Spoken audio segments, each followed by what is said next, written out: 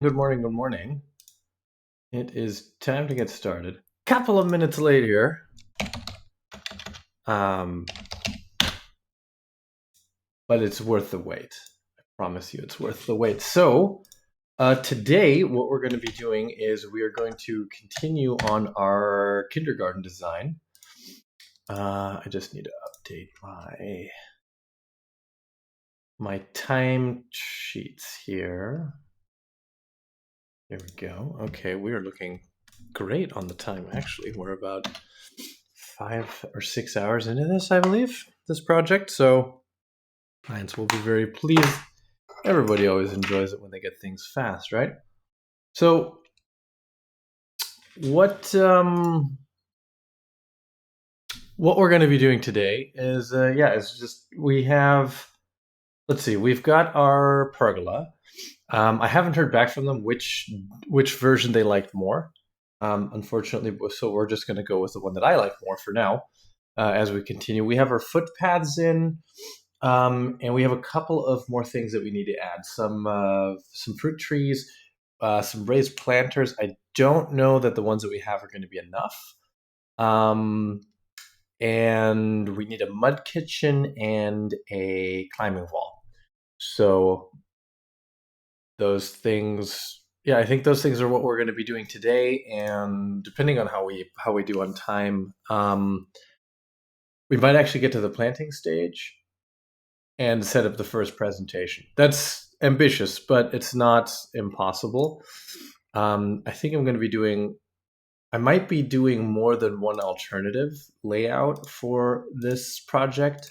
I haven't quite decided yet.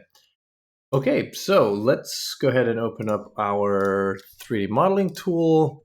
So as you can see, I've already loaded the project. We've got some more paths that we need to figure out. I think that's where we left off. Yes, that's where we left off last time. So we need to, let's turn off the shadows. We need to clean this up. This is a little bit messy, and because it was looking too thin. So clean that up, and then we're gonna have to connect this, and this is gonna need some sort of a sneaker path as well. Okay, we'll see how we want to play this.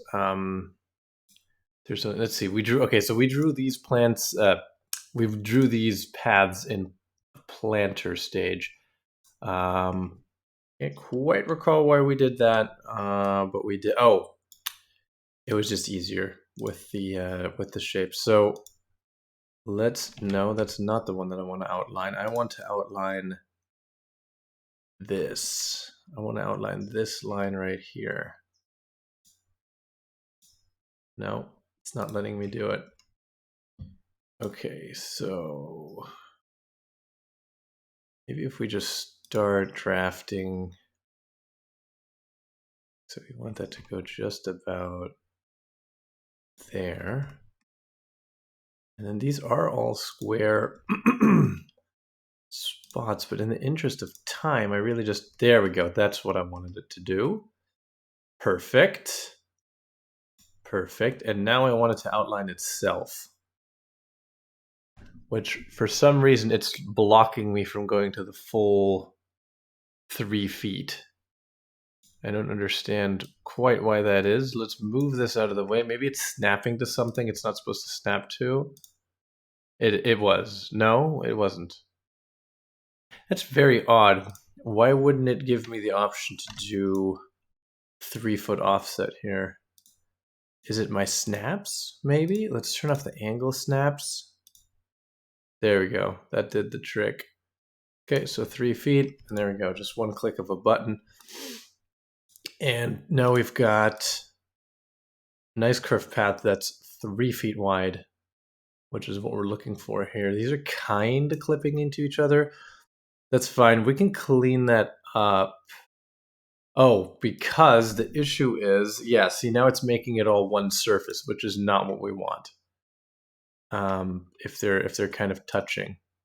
So what we can actually do is, in reality, this will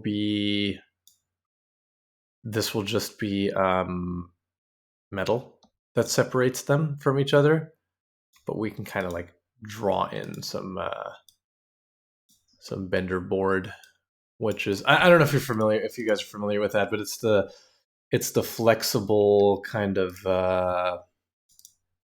um, it's the flexible kind of it's this composite material. It's pretty wide. It's like 3 inches wide, and I don't like to use it. It's fairly low end. It's a low end material. It's not an S tier material. It's more like a D tier material almost. It's the problem is because it's all plastic. It's not very UV resistant, so it'll bend and crack and kind of bow out and stuff as time goes on.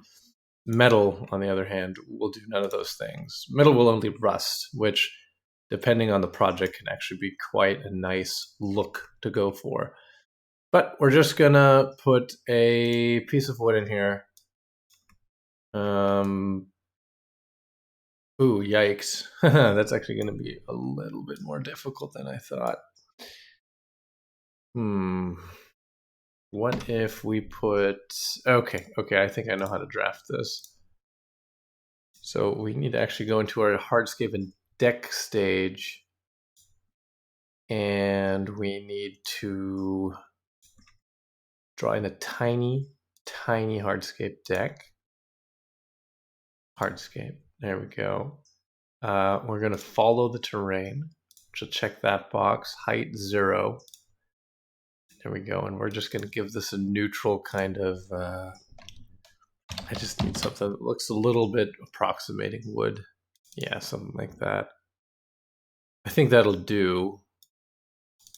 Now this is where the program kind of starts to struggle a little bit. We want this to have, our height. In fact, the reality of this is going to be higher because like the soil level in here is actually going to be higher. The reason being, we want this to be kind of raised planters, and this is all going to be edible plants, or most of this is going to be edible plants, and it's a retaining wall. So we're going to have our soil going to go to the top of that retaining wall, and then the bottom level is going to be 1.5 feet, 2 feet, whatever it needs to be lower. The problem is in this program, in the terrain stage, I can't draw a step like that. For whichever reason, because I'll show you the tools that they give you are kind of like, they're kind of like from The Sims, right? So if you go in here, let's see, this was all 0, right? So elevation, no, not auto elevation, we want 0. This will bring this down, but it'll also bring the back down, which is not what we want to see. We do have that shape kind of... Actually, is it 0? It's not 0. Oh boy. No, we don't want to do that. Okay, we need to be a little bit more careful with it than that. Oh, just undid a little bit much there. We definitely want this to remain mahogany. Yeah, we're going to use mahogany bender board. Certainly. That is the color and roughly the texture of what we're looking for. Okay, so let's go to our terrain stage. Right, so this wants to be 1 foot, not 0. It's very tricky to do with these tools that they give you. You can switch them to like a square brush. That's not going to help us for this particular issue here. So if I actually go to 1 foot, this is bringing it all up for some reason, which is odd. Yeah, I think our slope is kind of messed up. So what happens if I hit reset slope? Oh boy, I should not have done that. Oh, that gets rid of this. That gets rid of the texturing. Yeah, we're gonna have to judge this.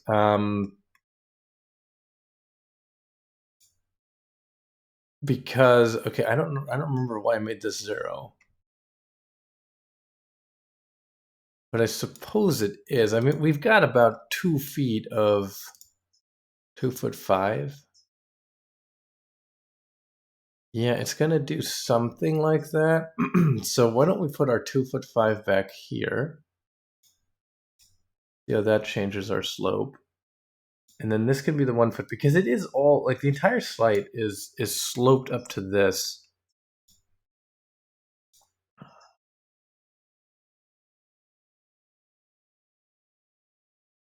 Okay, yes, I think this is closer to reality. It hasn't changed our issue here at all.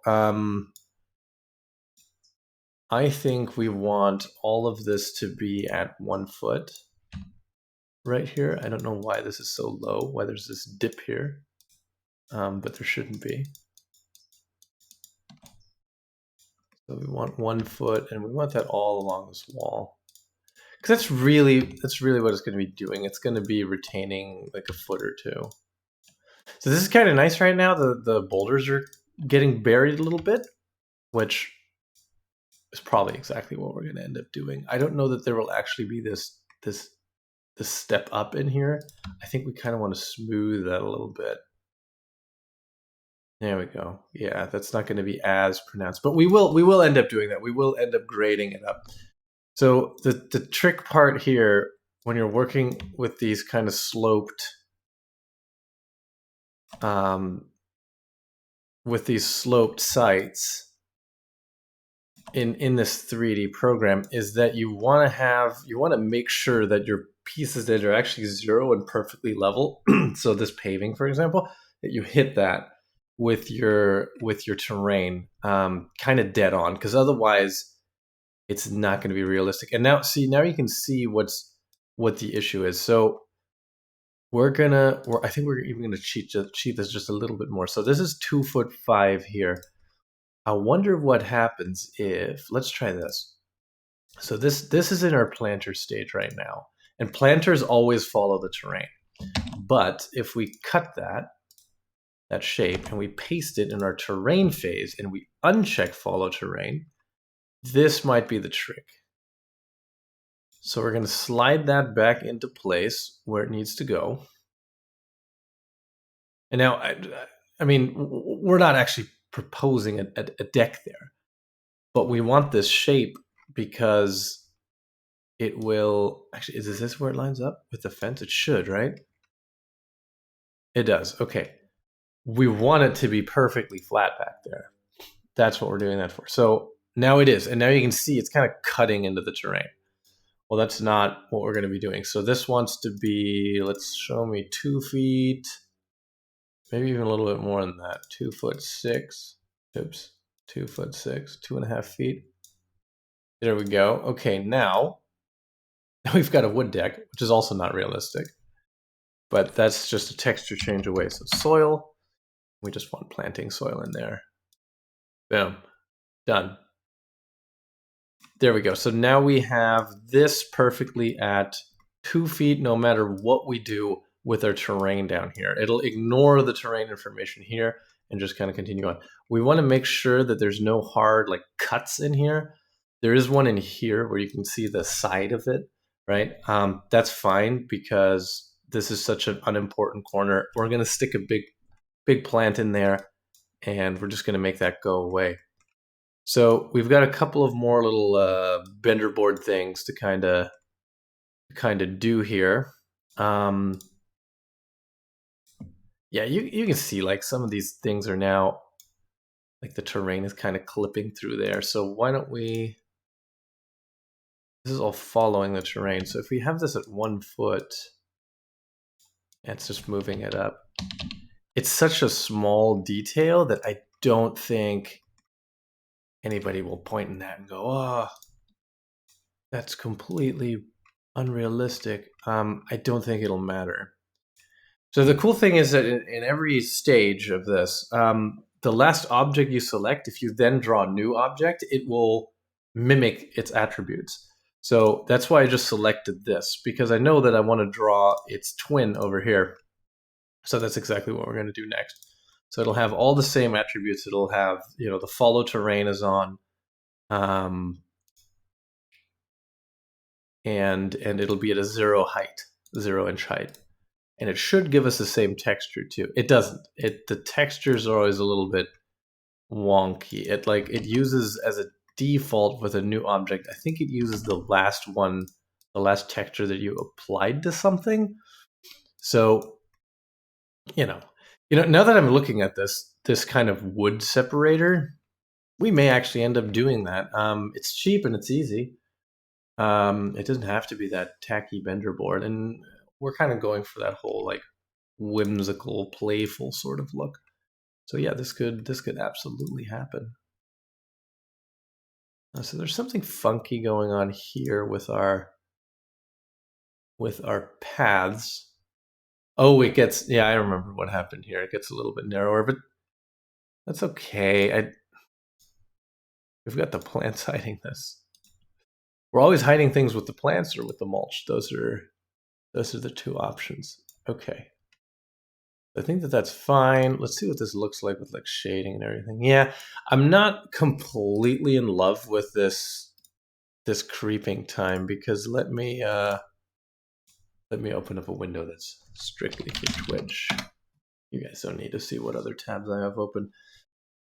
Because creeping time is what we want, which is Tumos something or another. Like, that's more what it looks like. Like, this is a great, it's making it big there. This is a great picture. So I'm just not convinced that this is a perfectly accurate representation. It like the color of the foliage seems to be off. I wonder, sometimes in plants it'll let us change that. I want a more luscious green. Let's try this. Oh, there we go.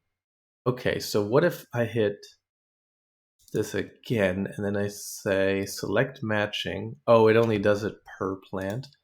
Okay, so I think we're going to change the colors on one of them, and then copy paste is our best friend. So there we go. Okay, that I think looks much more akin. That just looks more realistic, And I realize that there are different cultivars. This is also another trick that we didn't really do yesterday because last week, because we're a little bit short on time. Is you always want to, when you have multiple instances of plants next to each other, you always kind of want to cycle this new variation to a little bit, because every plant model in this program has like 6 or 7 different variations, sometimes more. And it's just nice. It makes it look a little bit more realistic because it'll be very. So I like that color a whole lot more for the foliage, and we're going to stick with that. It's a minor detail, but the details aren't the details. The details make the design. Sometimes. So other things, it's a judgment call, right? Like this path here not being as wide as the others. That's a detail that I'm okay with kind of ignoring. Okay, so we want another wood divider in here. Hardscapes and decks, select our last one. Because we are in the conceptual design phase right now. If we were doing a CD set, there's a construction drawing set, so a set of blueprints on how to build this, then we would really go in here and we would nail what is going on here. We would nail all of this down and say, okay, these wood dividers. Let's not follow terrain. There we go. These wood dividers are going to be exactly 3.5 blocks. This is what fasteners we're going to use. Maybe there's stakes in the ground or however that works. And then this is the width of this path is this, and you would have different points that I would spray paint it out in the field before we start building. But we're not at that stage. We're completely at the conceptual design stage right now. So before we connect the rest of these paths, it's always a good idea when you have a path is you kind of want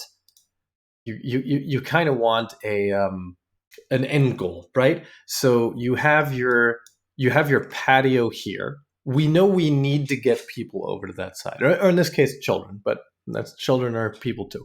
So we need to definitely make a connection from our starting points, which is this gate, and to a lesser extent this gate back here. So these are our 3 gates, right? This is where kids are going to be running in and out of this area. So what we're going to do is this, I think. So you want your start point, you want your end point. And sometimes you have multiple destinations, which we will. And that's the reason why we're not going to connect the paths just yet, because we still have two more elements that need to go into this design. We have the mud kitchen that needs to go in here, and we have a climbing wall. The climbing wall is going to go here, so that's pretty easy. But the mud kitchen, we still need to place that somewhere. And I'm not entirely sure where the best place for it is, where it would go. Clunk. And maybe it's adjacent to our pergola. Maybe it's in this corner. I don't know. There's kind of a big concrete slab type playground back here, so that might not be such a good idea. But we want kind of in a perfect world, I would place it along this, but we can't because this is where we have kind of our drainage and our rain garden infrastructure, right?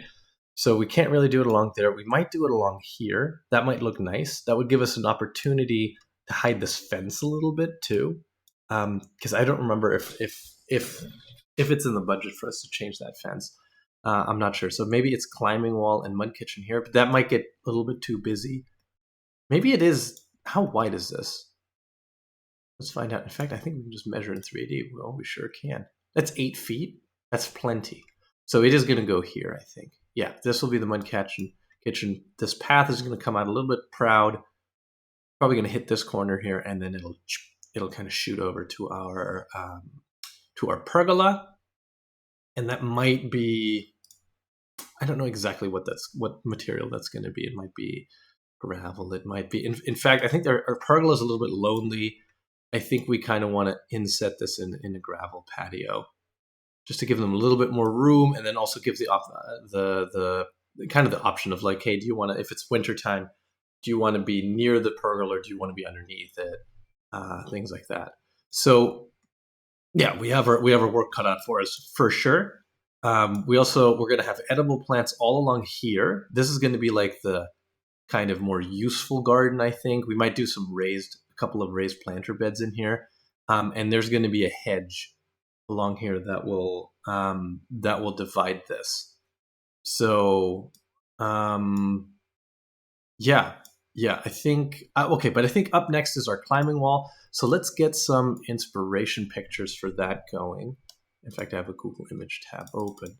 So what happens if I just have a climbing wall for kids? That was like one of the suggestions already.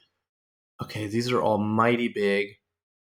And I believe there's also a code requirement, like in front of the climbing wall, we have to have a softer material.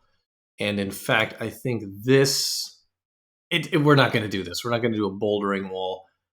It's just going to be a flat piece. It might have a little bit of an angle to it, but I think we will do this. We will have the step up, so you step up into your kind of soft material.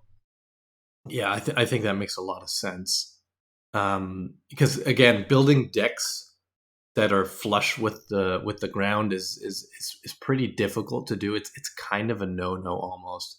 It's all doable, but it's just much more involved. So yeah, so you have these mats here. These are all kind of ugly.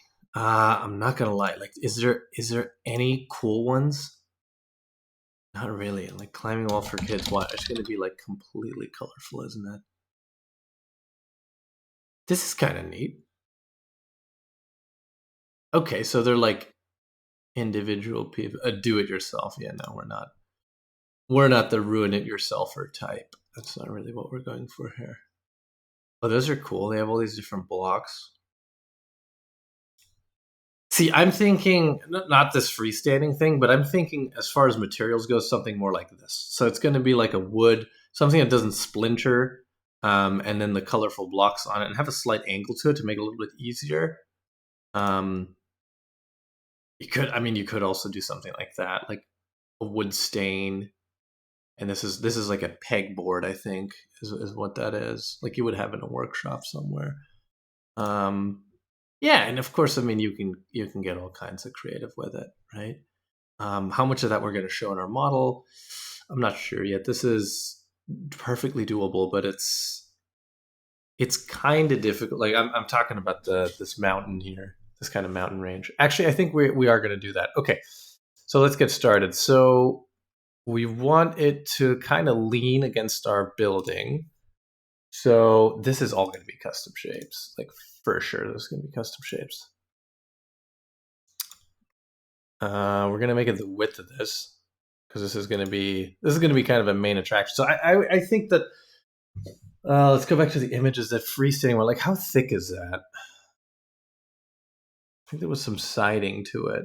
Okay, so it's probably a good like 4 inches, right? So this is probably a 2x4, and then you've got these planks that are sorry, this is like a 2x6, maybe in a 4x6, and then these are 2x4s. That's kind of laid on top of there and nailed on. Okay, so our overall thickness is going to be 6 inches. We're not going to draw the individual pieces here. I don't think that seems like overkill.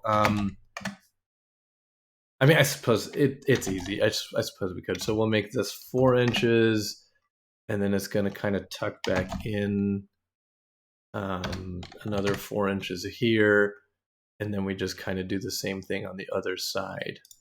So we'll come out 4 inches down here. Well, what did we say? How wide was that? 4, right? Okay.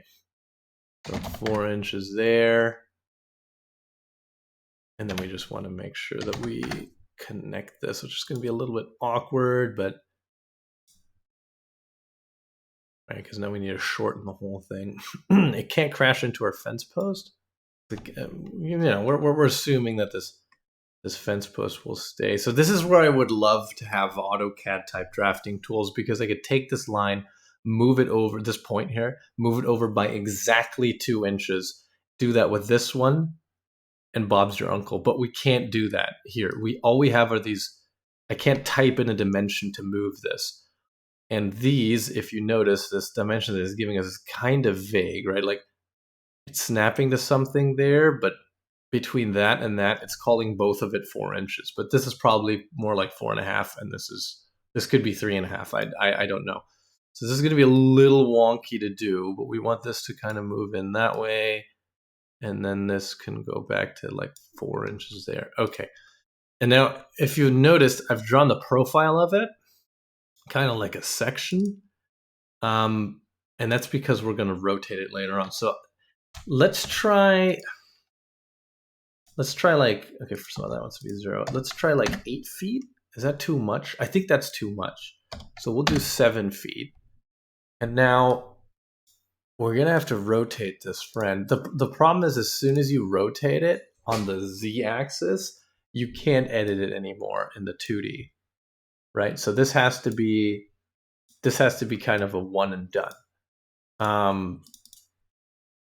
So we want planks is what we want, and I think there is a the texture's called like long plank. No, that's not the right one. That's a stone. Let's just see what kind of wood textures it offers us first. Oak vertical. I think that's actually perfect. And now we're going to rotate that 90 degrees. That scale is a little small. I think if we go 100%, it'll default to 2x6s. Okay, so 4 out of 6 is 2/3. Let's try 75%. I think that's a little bit more realistic to what we're looking for. And I'm not going to rotate this yet, because I think that's what this needs to have. It needs to have like a 10-degree angle.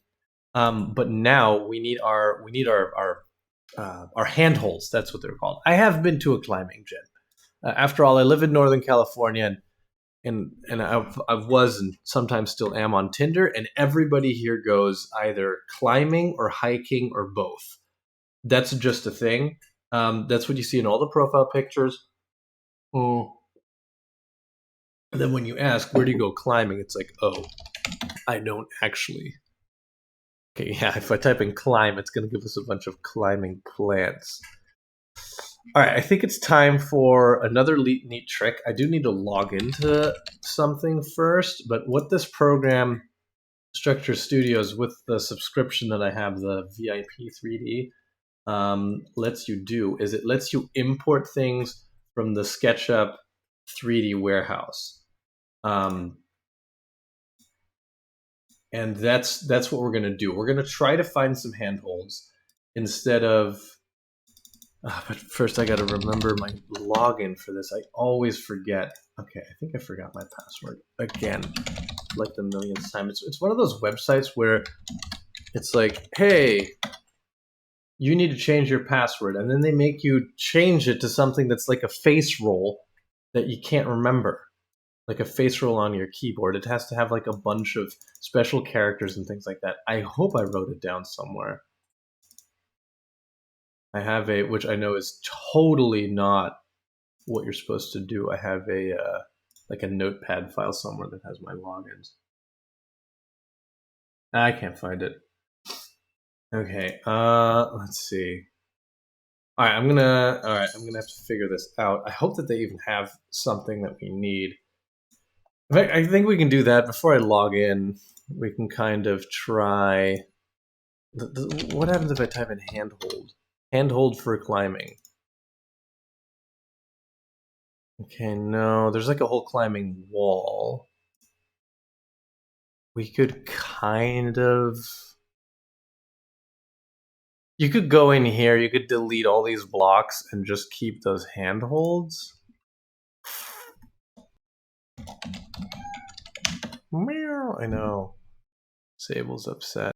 Strato Rock Climber. But it might just be faster and easier to. This is kind of cool, isn't it?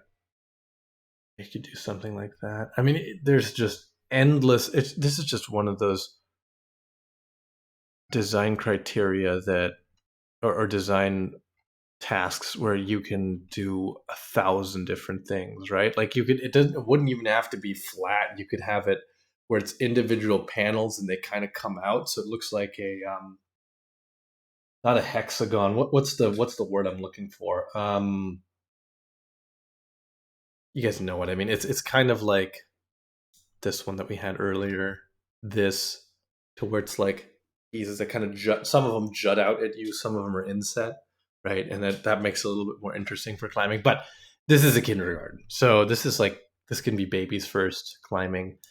I think we're not going to bother with the SketchUp warehouse because I didn't really see any models in there where I was like, oh, that's what I need. Handhold climbing. I can't believe nobody's drawn these. Yeah, there's only that one wall. We'd have to edit the wall, and by the time we're done doing that, we can just have drawn our own. So these really just need to be. Let's see, they are kind of complicated shapes, aren't they? What do they have here for these kids? They have like really easy ones, right? Like this one.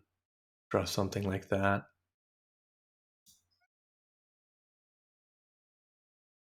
Okay, we're gonna okay, we don't want to overthink this. We're just gonna have a couple of shapes.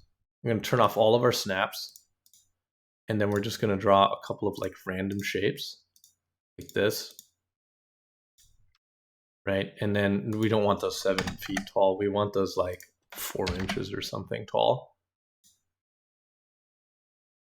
There we go. Now, even 4 inches might be a little bit much, but if we take that now and we rotate it 90 degrees. Oops, now we want our snaps on.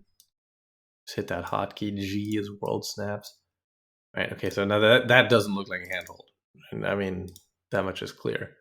Now if we take some sort of wood texture or something and we just give it a really bright color, orange and yellows and greens and things like that, yeah, I think that sells it. 4 inches might be a bit much. Let's do like 3. There we go. And that's one. I think we'll do like 5 different ones and then just kind of spread them all out randomly on that. And we're good to go. So this one, let's undo. I want to draw all of these in. Here we go. Right. I don't know if you guys noticed, but as soon as you rotate it, all these measurements and anchor points, all of that disappears. And then you can still edit them. You can do it in the 3D view, but it's very, very tedious. So basically what we're going to do is our wall is 11 feet, or sorry, 12 feet by 7, right? So as a little guide, we're going to draw this down here, 12 feet, 7, 12, and 7. Okay, and we're going to draw all this in 2D the way that we want it, and then we're just going to go back to our 3D and we're going to rotate it. K is no angle snaps. Angle snaps are not our friends right now. So you can have one that kind of looks like that, right? And then we don't want these at 4 inches deep. I think that's a little much. Let's do 3. And then maybe there's like a big one somewhere, like a diamond shaped one. I haven't been climbing in such a long time. I think that the last time was like ages ago. One of my girlfriends is big on climbing. She goes like 3 times a week. She's all kinds of cool stuff. She's like hot yoga and things like that. Yeah, pretty cool. I like kayaking. That's the one thing that's like a Tinder approved hobby that I legitimately do and actually enjoy doing. We have so many just nice lakes and rivers and things up here that don't get too crowded. And yeah, a couple of years ago, I just said screw it, and I bought my first kayak. It was just a starter one, and I love it. It's a recreational kayak, so it's mainly it's 11 feet long, or 11 or 12, something like that. It's a sit in. I hate sit on kayaks. You always get like your legs just get so sunburned, and you don't have a lot of control. Because I'm not a complete beginner. I actually am a holder of a EPP, a European Paddle Pass, which is like you have to do a test for it and everything. I can't do an Eskimo roll, but the reason I have that is because many moons ago, I went to. I think some of these are like triangle shaped too, right? Yeah, sure. Okay, I think that's plenty. Um, Many moons ago, I went to the south of France for a like 2 week long camping trip, and there's a river there called the Ardèche, and this campground is very near the Gorge de la Dèche, so it's a gorge. And let me show you guys like the main Ballon Pont d'Arc. This is a natural bridge that's out there, and you can see the kayakers like in the picture. So basically, our campsite was like here, and maybe a little bit further downriver. Yeah, it's actually there's one more bend because this is where all the tourists go. And so what you do is you put in the river, and then you go all the way down to this bridge, which is in a town, right? It's just absolutely gorgeous. I mean, look at Ardèche Gorge. Like, look, this is what it looks like, and it's a once you put in, it's like it's an all day thing. It's 25 kilometers, I think, of paddling. There's rapids in there. There's like class 3 rapids, sometimes class 3 plus, depending on the water. And it's just barrels full of monkeys. It's so much fun. We did it, and then in those 2 weeks, we did that outing like 3 times, because it's just it never got old, and it was always pretty challenging too. I remember that. We So anyway, but in preparation for this, because the family I was there with, they're big paddlers, and I had never been in a kayak before in my life. So a couple months prior, in like March, we were there in June, so this would have been March. In Germany, we were like, okay, we'll find a kayaking club, and kayakers are hardcore people. Like paddlers are pretty fucking hardcore. They'll paddle in any weather, and it was March in Germany, so it was really really cold, and they're like, okay, they show you all the ropes, they show you all the basics, and they do teach you how to emergency exit, which you're going to have to eventually, right? You're just going to capsize. It's what happens. It's really hard to do with the modern kayak. You can go to like probably like a 30 or even 40-degree angle before it tips over. But in rapids, once water comes in, you got all that weight pushing into your seat, and it'll just flip you. Anyway, so it's gonna happen. There's no doubt about it. It's gonna happen. You're gonna go in. So at that point, what you need to do is because you've got your skirt that's around you, right? So that's to prevent that from happening, from water getting into the kayak. Because once that happens, it's game over, and you're going in for sure. And you're in rapids, so you might hit your head on a rock. So you're wearing a life vest, a helmet, and you've got the skirt. And then what you have to do is, because there's an air pocket in your kayak, so you're upside down, right? At this point, you've capsized, you're upside down, you're floating down river, you have no control, you've lost your paddle, you don't even know where that is. It's just kind of floating around you somewhere. So a couple of things that you need to keep in mind. One, the bubbles always go up. That's going to tell you that you're up. But because of the balance of the kayak, you're almost guaranteed to be perpendicular to the surface of the water. And then what you need to do is you need to push your knees like this and grab the handle in the front and pull as hard as you can, because you have to break that vacuum. Very difficult to do. Well, this was March, so I was wearing clothing. I was wearing like layers, right? It's so difficult to swim with regular clothes. It's when you're not just wearing, swim shorts or whatever. They weigh so much once they get wet. It's just nuts. And anyway, so ooh boy, this is not what we want right now. We don't want this to be that tall because we can't see our handles. So for some reason, it gave this all a very strange elevation. That's okay. Okay, so we need to select a couple of these. Probably should have done that before we copy pasted them a bunch, and give these fun colors. So I'm just going to randomly go through here. It'll be a colorful thing anyway. So we did that for, I don't know, we probably did that like that whole thing 2 or 3 times, just going down there. It's great when you're not in rapids. It's so picturesque, and you just kind of stop over anywhere, and then you go for a swim, or you go have a little bit of a picnic, or drink some beer, or south of France, so probably wine. Super fun, excellent vacation spot. I'd highly recommend it. The food not so good, I will say that. The Ardèche area kitchen, not really my bag. Very meat heavy, which is fine, but just seasonings that are not okay. Like some of the things we basically just ended up making our own food, and for most of the time. Let's do purple. Yeah, purple. Maybe we should just do pride flags colors, right? It's kind of what this is. A hidden pride flag.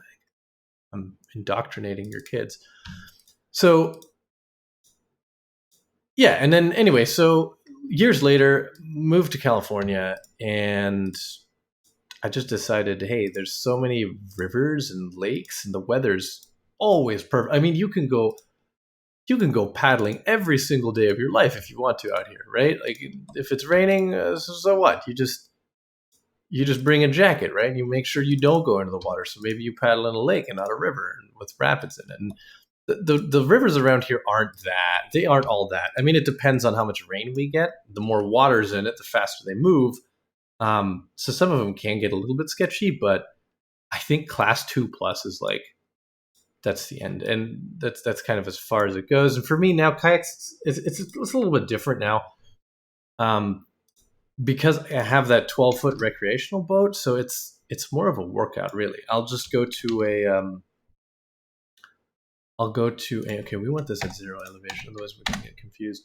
I'll go to a lake and I'll just do laps, right? And you're not gonna fall in. So I don't have a helmet, I don't have a skirt,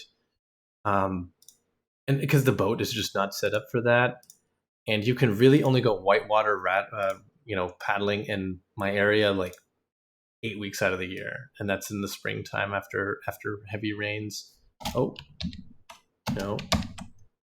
Okay, stop everything! What is happening? Oh, I don't have my angle snaps on. That's why this is like a weird rotation.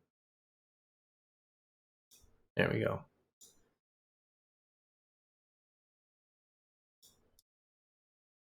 Okay, this is starting to look like something. Bloop. There they are. Slide them all into place.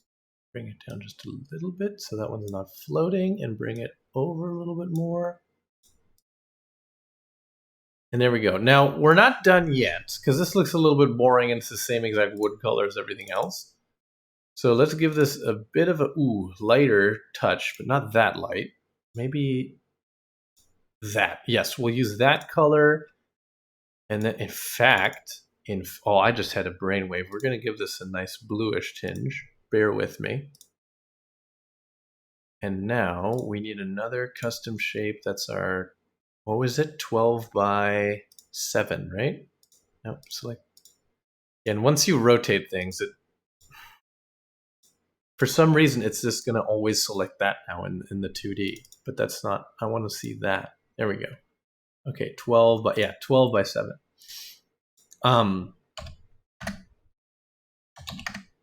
Yeah, it's not really all that easy to do. And a bunch of tourists come up here and do like river floats, right? So that's, you have your, you've got your beer, you've got your inner tube. So that's kind of gives you an idea of what this river is like most of the year, especially in the summertime. It's just super mild. K is the button too. So we're gonna put a couple of just mountains in here. Wow, this is gonna be totally sweet, you guys.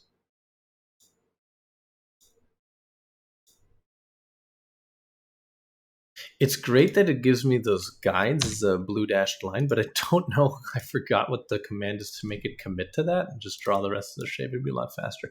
Okay, so we do want this actually at a 1-inch height. And then, oh, do we want to have like a border around it? I think we do. I think we're just gonna go.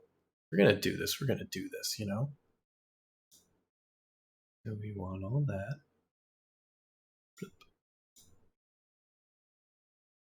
And around here, I'm gonna outline it again.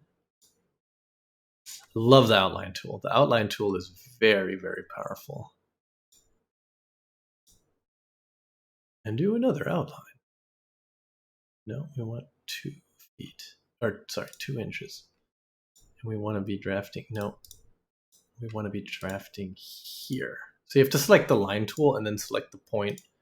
That'll tell the program where to continue. Ah, it's not going to let us do it? Okay, hold up. I messed this up.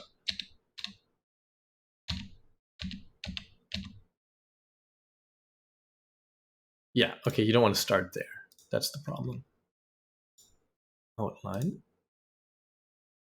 Want to hit that point. There we go.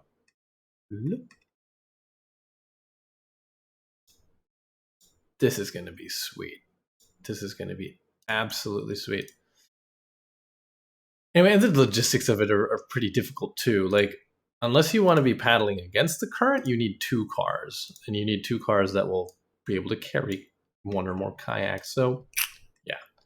What I have done in the past a lot is like, one of the cars that I have, it always has a kayak on it.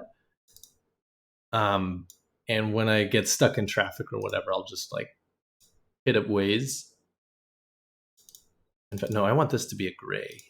Yeah, because they're mountains. I'll hit up Waze and like find the nearest lake, and then instead of sitting in traffic, I'll just go paddle and wait for traffic to die down, and then resume my drive home. You know, I've done it a couple of times. It beats sitting in traffic, that's for sure. Okay, so rotate that. No, it's the wrong axis. Hello, undo. Okay, well, why can't I rotate this and... Oh, I totally can. Here we go. And that one too, please. Ugh. No, I want to rotate them together. So I need to select both of them. What? Why is it doing that? Oh, okay. We have auto elevation on. No. There we go. That's the trick. Okay, and now our elevation, again, doesn't want to be auto. It wants to be whatever that is. Okay, so this is a 1-inch tall, like, veneer, basically. For some reason, these pieces don't line up, which doesn't make a lot of sense to me. So we want to carefully slide this forward. There we go. Okay.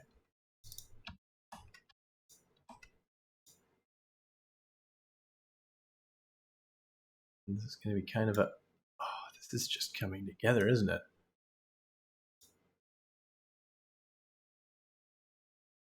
And slide it down. Look at that.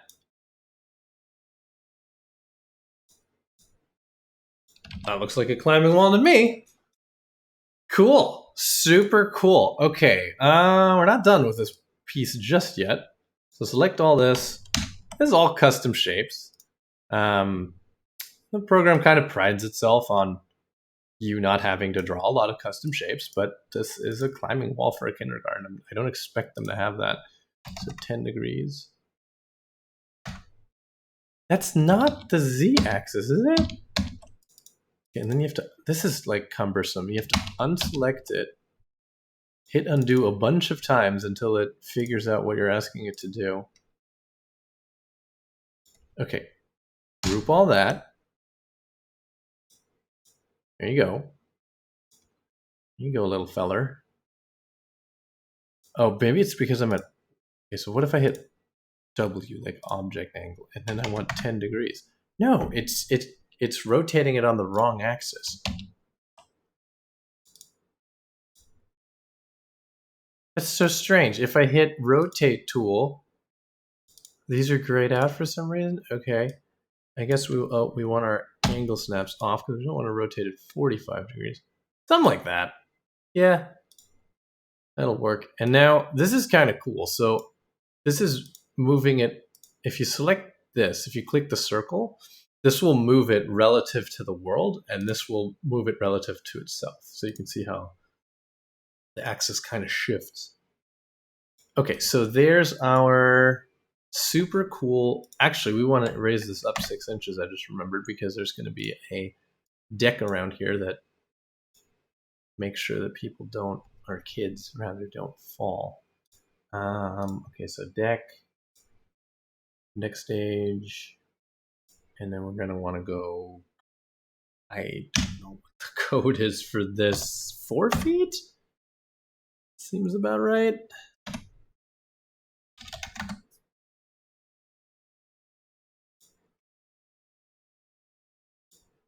I'm so glad I'm only doing the, that's actually going to be a wood deck.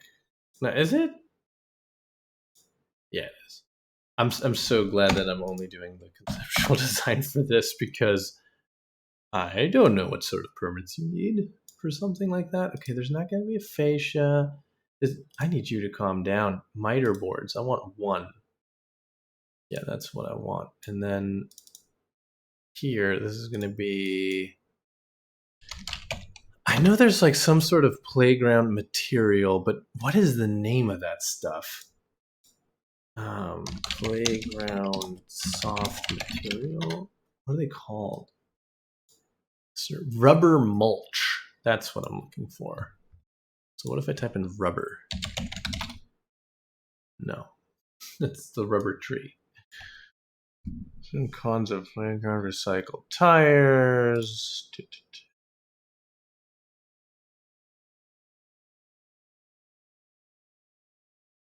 Artificial grass.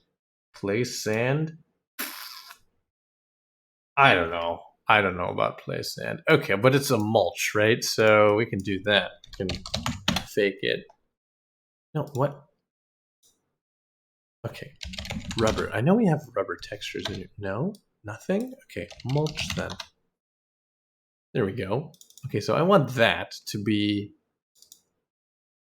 brown mulch, and then we're going to change that to a nice, fun, dark purple.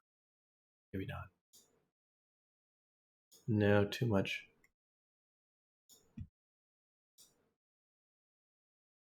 Okay, we need to change a couple of our... Create individual boards. No. There we go. There we go. And I just realized something. We can actually cheat this a little bit more. Okay, first of all, this wants to be not auto elevation. No, the whole fence, please. There we go. Okay. I think we're overdoing the baby blue a little bit, but it's okay. Who doesn't like baby blue? So basically, what I just made, what I just did, is made that deck whiter so that you don't see the inside. These are. I feel like these are almost always like red, like this dark red, almost purple. That's not quite what I'm going for. Spent hours playing with this. Darker, please. Yeah. Okay. All right. Maybe that's a little too tacky. I don't know. Kind of doesn't go with the rest of our stuff. All right, so the next thing we want is because they asked for like a division of the space into right and left. God, that looks so good. That's so fun. And that's just going to be a hedge. I need to figure out where that hedge is going to go, and I think it's going to be something like Ramnus. Yeah, who doesn't like Ramnus? Right, so we're going to put. I think in my real job, by that I mean where I do actual planting plants and things like that. I think I put a Ramnus hedge into like it's either Ramnus or Laurel. Like one. Oh, in fact, Laurel is edible. Let's go with that. I put I put Ramnus hedges into pretty much each and every one of my design. Ramnus or Laurel because it's just such good plants.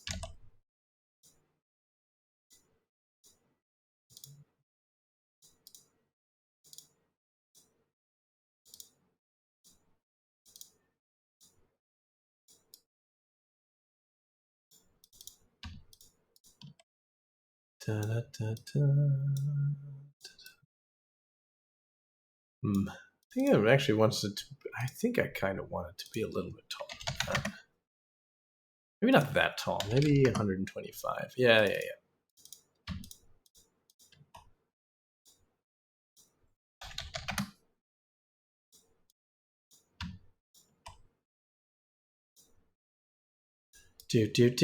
Okay, so that I know for sure there's going to be a hedge along that. Should have thought of this before. Kind of want the hedge to go all the way there, but now I can't because that would mean shortening all of this, which is a lot of work. Once these custom shapes, once you place them, that's kind of it. That's just kind of where they are. So I think maybe what we'll try, just for fun, is giving this like a box. Okay, now we want some new variations in here because this is all starting to look like it's this plant and its 50,000 identical twin brothers are forming a hedge. That's odd. Just like that's like places it in that uncanny valley. And there we go. That looks much better. But this needs to move over this way. And then we're going to have to put something there on the ground. And that's just going to be gravel.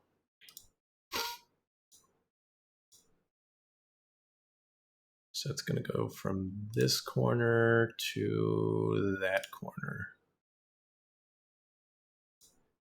There we go. And that's going to draw us this very complicated deck that's going to mess everything up. There we go. Boom, just like that. That's just going to be gravel. Great, so you can go in here and you can climb around, and that will hide all of our ugly fencing. Beautiful. Okay, very, very happy with that. I'm gonna have to put a little bit of an appendix there, and now I think I think we're ready to draw just a brick path. Yeah, I think so because we know none of this is going to move. This is where it's going to go. There's going to be a ton of plants in the center here. Ah, these kids don't know how good they're going to have it. Someone has been kind of blowing my phone up. So I'm going to hit be right back, take this phone call, and I'll mute my microphone. So I'll see you guys in just a sec. Don't go anywhere.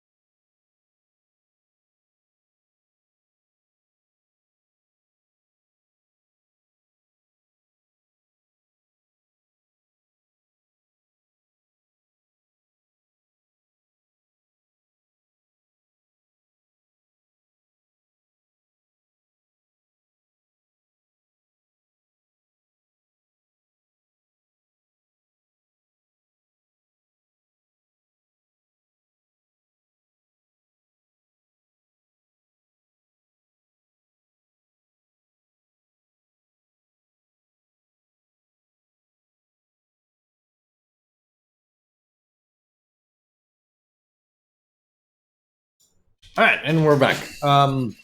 It's just other projects. Just need to never dull moment. Okay, so we have a little gravel patio here now. I like that, and now we can see that. Oh boy, we've got some steps in all this. So we're gonna finish drawing our path, I think, and then we're gonna go back to the terrain stage and grade everything so that it lines up nicely with what we want. Now this first path is just going to be kind of like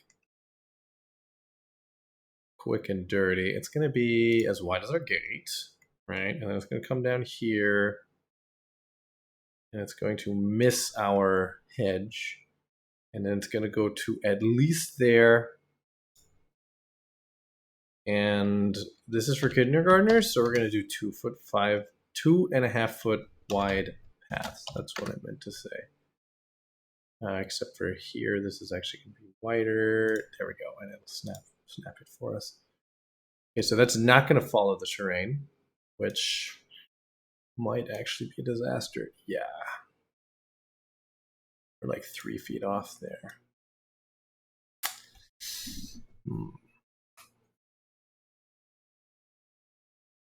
I wonder how important this connection actually is. It might be that it's totally irrelevant.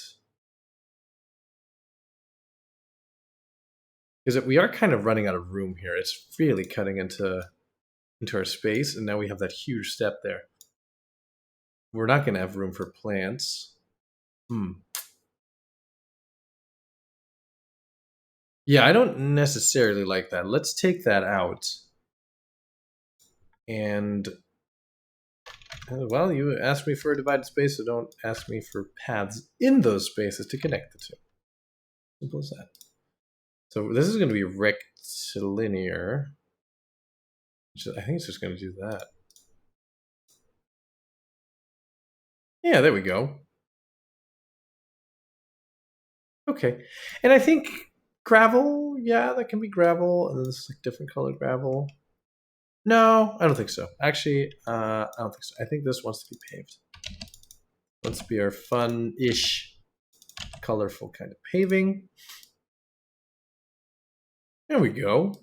It's a little bit more formal, a little bit more inviting. Nice, very nice. Love that. Okay, terrain. Now this is all at 0. So we want to go to our elevation, and we want to select 0 as our height. And now we're just going to judge this. And all this lines up. Boop, boop, boop. There we go. And done. So that, yeah, there's a dip in there, but nobody's going to see that. Okay. So next up, I can't remember if they wanted like a play lawn or not. Maybe not. It's weird coming out of a drought. I'm just going to draw in a couple of planters here. I don't like to show that like open dirt type stuff. You know, that's that default green texture. I don't really like to see that. We're not going to do that anyway. We're gonna mulch things.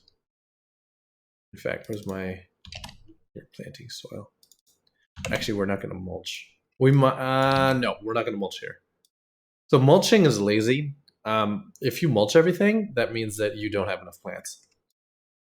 And mulch blows away. Mulch decomposes. Mulch makes for hot, thirsty plants. Gravel mulch does. Mulch can be a benefit to the plants because it kind of traps moisture and nutrients, but it's a great fire accelerant. It's basically kindling. So that's kind of the line that you have to walk doing this in Northern California. You have to kind of be mindful of those things. Now here, because we don't want, I want a planter in here. I want this shape to be soil. I'm not going to draw it as in the planter stage because it will then connect everything and make everything one texture. And the whole idea behind this path system, these play paths, is that they're different textures that you can walk around on barefoot and get different sensations on your feet. So we don't want to do that. So instead, we're going to draw a we're going to draw a deck, which it won't be a deck. It'll just, that's just what we're drawing it as, and we're just gonna kind of make it look like that. So again, outline tool comes in clutch. It's so easy to draw this. Anyway, yeah, kayaking. So the other day I took the kayak off of the car because, for those of you that don't know this, I like live and breathe for two things. One, this as a day job, and quite a lovely day job, I might add. I love doing this, and I fell in love with this career or this profession, I should say, in college, and I've been in love with it ever since. Because who gets to do this for a living, like, and actually see it build? That's, I started out making maps for Counter-Strike when I was like 15, and I'm so glad I didn't become a video game developer because, well, two reasons. One, yeah, there's a finished product at the end of a video game, right? But it's not something that you can touch, at least not yet. It might be in our lifetimes, we don't know. But it's not something you can touch, feel, smell, taste, experience, right? With all of your senses.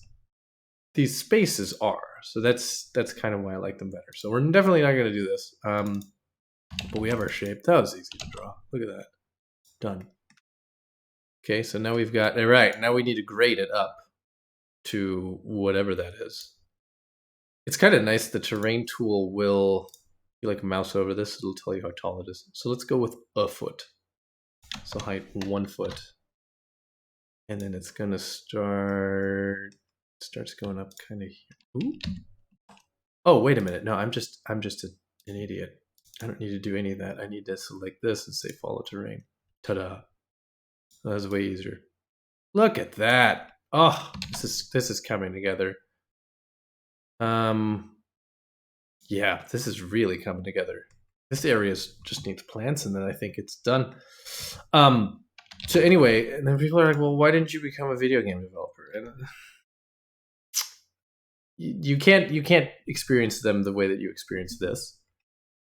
And the other thing too is it's a cutthroat industry. From what I hear, it's very, very it's I think you're working huge hours and things like that. I don't. Like, I just straight up don't. Okay, for some reason, our pergola appears to be floating on the back end, and we don't want that. So I think what we need to do is this. Oh, wait a minute. Why is this all grouped? Okay, we don't want that to follow terrain, actually. There we go. Now it's no longer floating. We're gonna grade this up, this terrain here, up to our deck. The pergola is kind of in a random spot. So now we need to add, we want 3 or 4 trees along here, pretty big ones, and they're gonna be, I think they're gonna be malus. I think they're gonna be apple trees. That's a fern. But like a nice one. Malus domestica. Oh no, my battery is low on my mouse. Well, that's no bueno. Let's see what 3 of those look like. If we can get 3 in here. Anyway, I mean, of course, every job, right? Sometimes you have deadlines that you need to meet. But these deadlines are,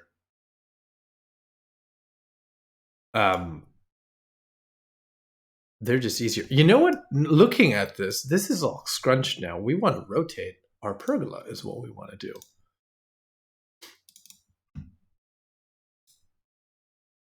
I don't think it'll let us do that in 3D. Yeah, it won't. Yeah, we want this facing this way, and we want it to like butt it up against the... Yes, this is what this wants to do. I think we'll have some more planting back here. It's kind of in a random spot, which Makes sense, given our task at hand here. But usually when you're doing a pergola, you're kind of relating it to a house, right? Well, we don't have a house here. Let's put a nice fat planter here. It'll be like 6 feet. I think kids will enjoy that if they can run around the whole thing. And then it wants to be nice and far away from the trees. What is that, like 4 feet to the crowns?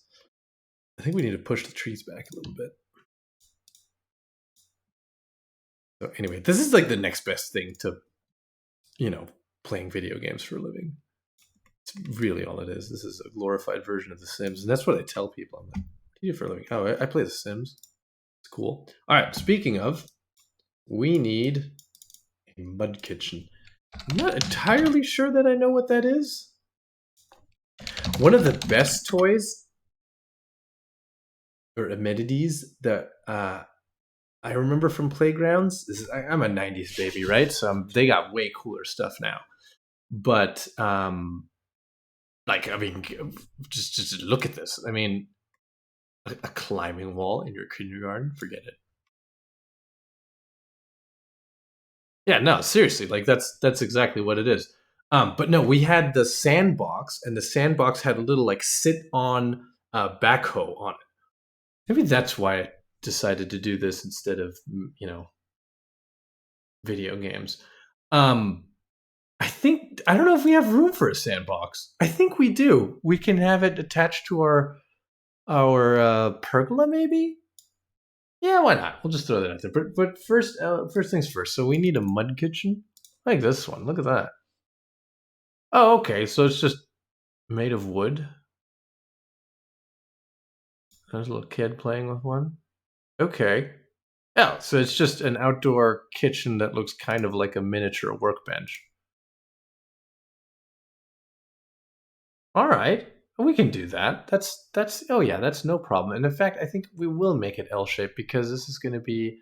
I think there's going to be a lot of kids that are going to want to play here. So do we want the L facing this way or this way? Hmm.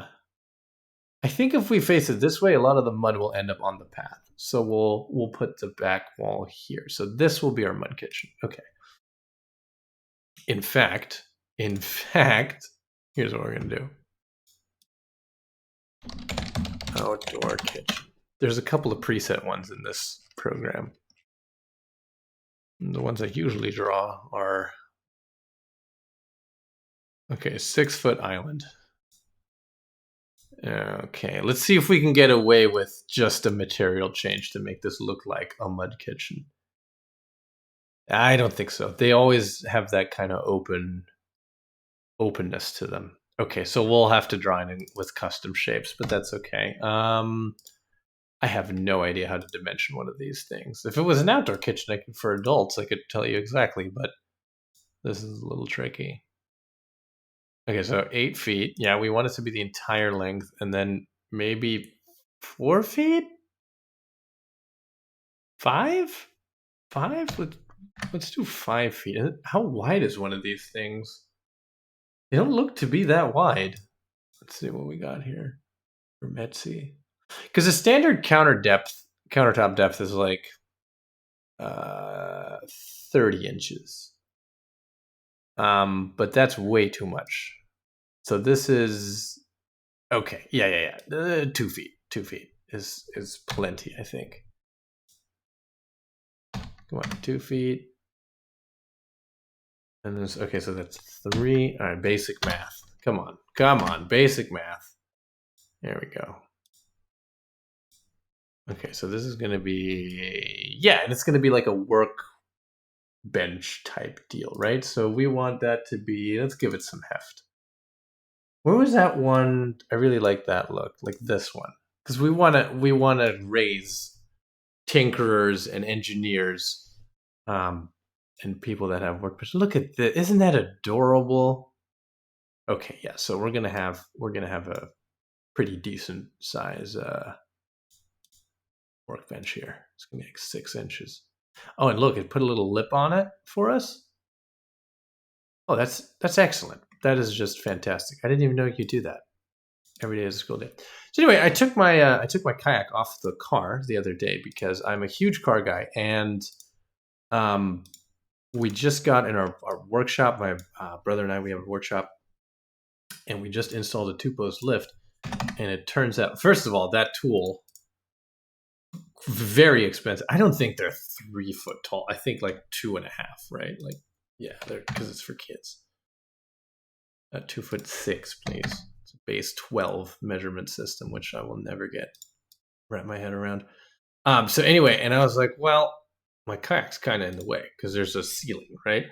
So I took the kayak off and got the whole thing up another 1.5 feet. And that was the first time I took the kayak off of that car in 2 years, I think. Something like that. I haven't put it on yet because the car just looks totally different without the roof rack and the boat on top.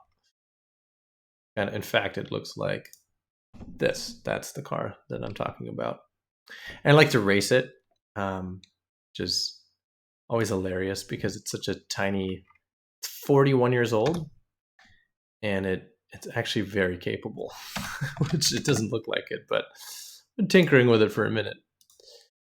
So anyway, I think, okay, so this is gonna have no lip actually.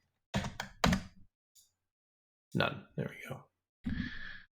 And this is gonna be, we're gonna have like a little backsplash. And it's gonna be a little higher. It's gonna be like, oh, it's gonna line up with our fence. Okay, so we want to shift our texture because that looks funky. There we go. Okay, so we're gonna have a little backsplash. We'll color all this later on. We're gonna give it all sorts of different shapes and colors. Well, not shapes, but colors. You know what I mean. Okay, now we need some legs. Yeah, I think we need some legs. And then where was that one that has like a fake easy bake oven? Yeah. We want that too. Okay, so one part of this is going to be like solid. Maybe it's this piece actually. Yeah, I think that'll look nice. So that piece, maybe all of that? No, because that's a cornet. So that'll remain open. This is where it's going to be solid. And we're going to have 3 feet of solid stuff. Solid stuff, guys. Solid stuff. How deep did we make this thing? 2 feet? Yeah, that sounds right.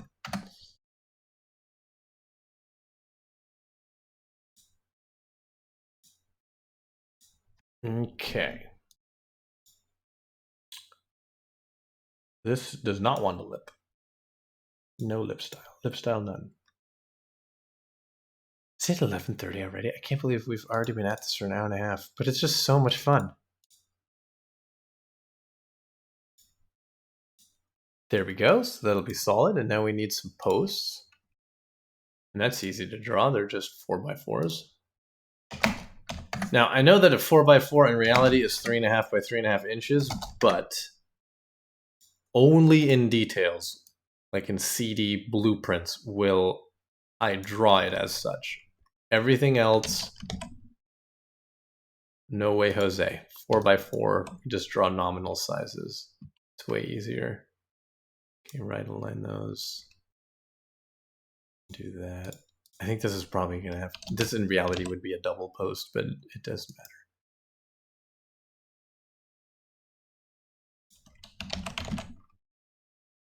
Okay, put one more here, and then one more somewhere. That one doesn't actually matter. I think we'll put one there. That one doesn't matter because you've got the fence post. Okay, so, oops, select that. And then all of these will actually be auto elevation. Or no, sorry, they won't be auto elevation, they'll be 0. And then height, 2'9". That sounds correct, actually. Yeah, it's a little bit too tall. Bring this down. Those are not going to be this planky looking thing.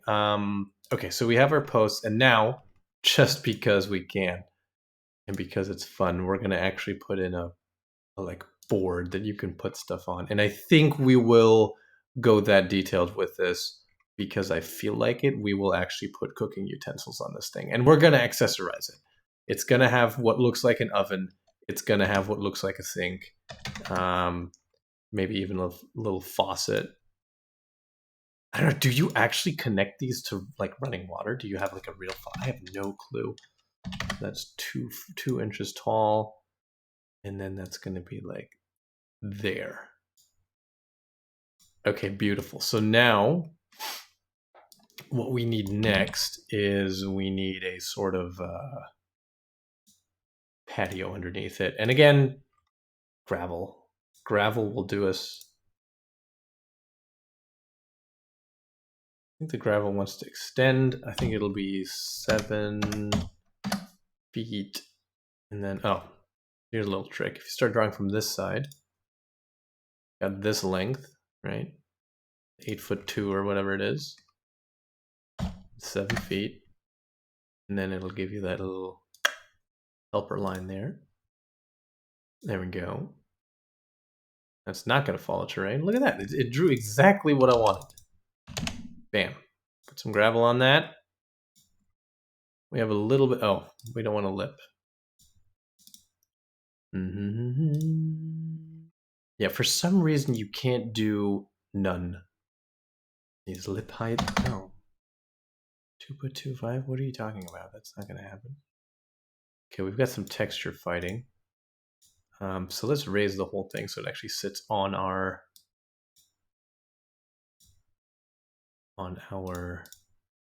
patio that we just drew. It's not. Why is that? Oh, I know what's going on. Hold up. That's 0. This one, right, this one's sunk into the ground. So we need to actually change the height of it. And then move it up. And there we go. Okay, super neat. So now let's skin this. Because there's a couple of different, I think it's all going to be, that's going to be a wood, like, it's probably going to end up being plywood. It could be planks like that. Let's rotate them just for funsies. There we go. And then can we change just the fascia? Yes, we can. So that'll be wood. We're going to have that just be an oak without a texture like that. No, it's not going to have the lines in it. Oh, actually, I just realized something. We can't do that. If we have this lip style, which we want, so it looks like a workbench, it can't have that edge on it. Or sorry, it can have that edge on it, but it can't be these plank-looking things. It has to be more like that. And then we're going to give that a... Actually, I think that can be the same color. So custom shapes. This one is now fighting a little bit. There we go, 2.5 feet. In the presentation, I will have to remember all these measurements because I'm going to be asked, like, hey, what... Okay, now, let's go into our... Let's have some fun here. So outdoor kitchen, we want a sink.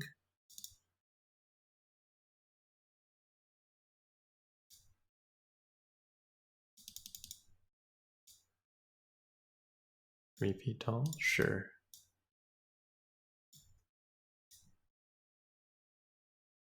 A sink. We're going to have... Is there an oven? I wonder if there's... Yeah, a kegerator tap. That's what this kindergarten needs. There's like more. There's drawers. 25-inch double drawer. Sure. It's not going to... I mean, obviously, they're not going to use this, right? It's not going to be this super nice stainless steel, professional grade, blah, blah, blah.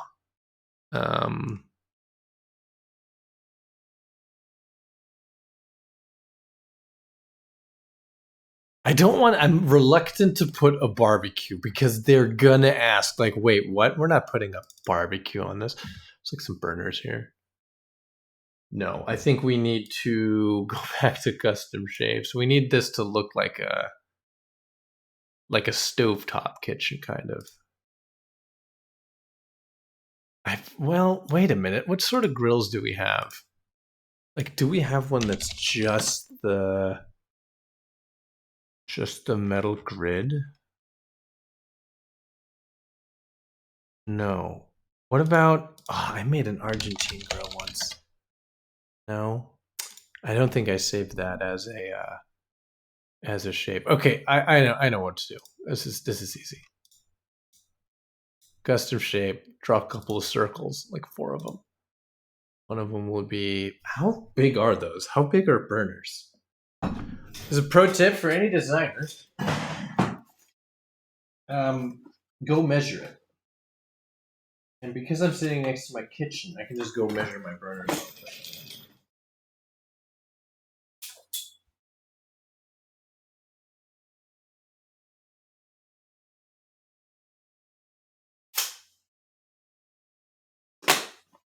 All right, the small ones are 6.5, and the big ones are 9. So we're gonna call it 6, not 3 feet. Jesus Christ. So we're gonna call it 6 inches and 9 inches. All right, put one there. Boop boop. Oh, right. I need to draw another one. 9 inches. That's 4.5 inch radius, right? What is it with every CAD program insisting that you draw radii? It's forever a mystery to me. I think of every circle as the diameter, not the radius. So let's line up the centers. Alignment center, there we go. And then we're gonna have, this is the exact layout of my stovetop, by the way. Just, I think, fairly standard. It probably is. I own this house now, but it used to be rented out, and they remodeled the kitchen, so of course it's the absolute cheapest appliances that Home Depot offers. Okay, no. All right, so that wants to be like 1/2 inch tall. And then the elevation, how tall did we make our counter? Like 30 inches? Ooh, no. It's probably gonna be too tall. 36 inches, that's 3 feet. If I'm a little kid, yeah, I kind of instinctively dimensioned this for as an outdoor kitchen, which probably shouldn't have done that. Okay, I'm just gonna make that black, like pitch black, and then we're gonna put a little box around it. That's like the stove top, right? So let's make this 1 inch tall actually, and then get me a rectangle. Sure, 1'8" by 2'2" sounds good. And then that's not going to be pitch black. That's going to be, oops, that's going to be white, like an off-white. Oh, the texture fighting. 0.5. There we go. Okay, it's a little bright. That's really bright. I'll go with that. Let's go with, yeah. Let's go with a gray, and then this will be a very dark gray. It won't be black. There we go. Like a little, look at this. It's just adorable. So now yard accessories. I wonder if I know we have like plates and things. I wonder if we have actual utensils or just cook. I'm just going to type in cook. Cooking wok. Perfect. We're going to have a wok, and we're going to hang it up at our little pegboard.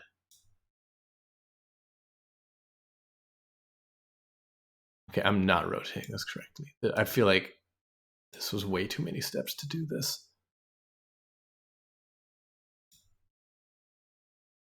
And up. Out. Okay, this thing is like huge. That is not kid-sized. So let's scale that down. 75%, that'll be our big one. And then, of course, we're going to have one more, right?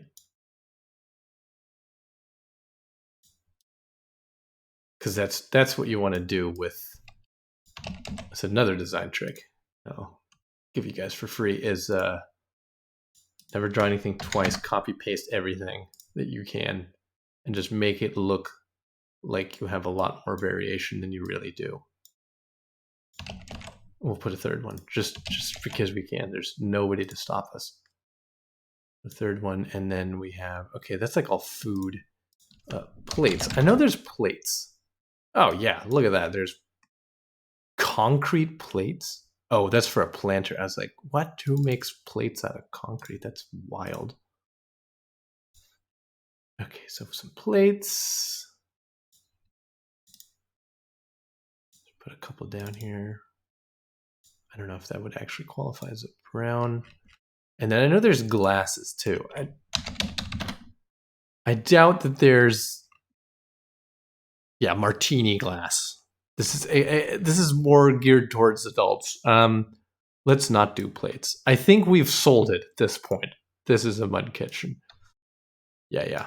Okay. Adorable. Maybe now I'm just showing off, but maybe we will actually. So here's another design lesson. I'm just spitting these out today. There's two things you can do in any design is you can match or contrast. Those are the two things. So this is going to be contrasting in and of itself, but it will match our climbing wall. So that's what we want to do. And in fact, I think this will match the climbing wall as well. Nah, that looks too much like concrete. That's how I trick and draw board form concrete. So we don't want to do that, but maybe this can be gray. Yes. Look at that, and how they actually match. Easy, and it's just it's a couple of clicks of the button, and in real life, it's just take the paintbrush and go over this as well. So that'll be super easy, and that'll look nice for a couple of years until the paint starts to flake, but that's okay.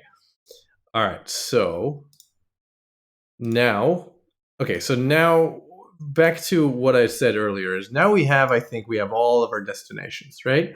We've got this area, we've got our climbing wall, we've got our mud kitchen, got this area back here. So now we can just kind of put in a path here to connect the two. And I think I still want a sandbox. I know it sucks, it doesn't suck. Sandboxes are great. It's a little, it sucks if there's cats and stuff and you have to cover it, but I don't know. Let me check my notes. I don't know if they said anything about a sandbox, and I want a sandbox with a tiny little backhoe. That's what I want. And then once this is done, I want to do you guys ever watch the episode of Rick and Morty where turns into Tiny Rick? That's what I want. I want to shrink myself down to like a preschooler and then hang out in my own design. But unfortunately, these things are not, luckily or unfortunately, whichever way you look at it, not exactly possible. Okay, so let's see. Rain garden. Rain rock, change slopes, native plants, orange, pergola with cement base, retaining wall, well drain, poly roof, possibly 2, blah, blah, blah, 10 by 12, pens, cups deck.